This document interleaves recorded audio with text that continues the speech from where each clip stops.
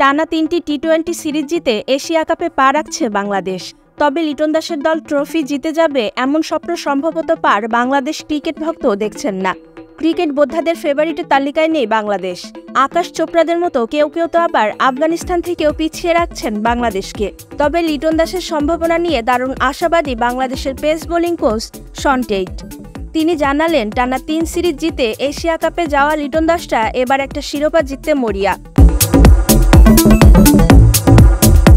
তার আশার পালে হাওয়া দিচ্ছে বাংলাদেশ দলের পেস আক্রমণ। ক্রিকবাসকে দেওয়া সাক্ষাৎকারে তাই বললেন তিনি। অস্ট্রেলিয়ার এই সাবেক গতিদানব বলেছেন, এই মুহূর্তে বাংলাদেশের খুব ভালো একটি পেস ইউনিট রয়েছে। তাসকিন, মুস্তাফিজ অসাধারণ, তরুণরাও ভালো করছে। ইবাদত, খালেদ ও হাসান মাহমুদকেও আপনি টি-20 দলে নিতে পারেন। একজন চোটে পড়লে তার যোগ্য বিকল্প থাকায় পেসারকে ঘুরিয়ে ফিরিয়ে খেলানোর বিলাসিতা এখন আমরা করতে পারি।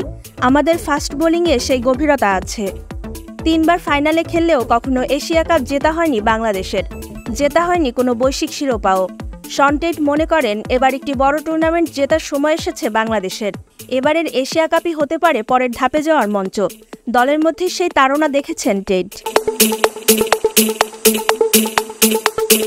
বর্তমান দলের খেলোয়াড়রা একটি শিরোপা জেতার জন্য মরিয়া।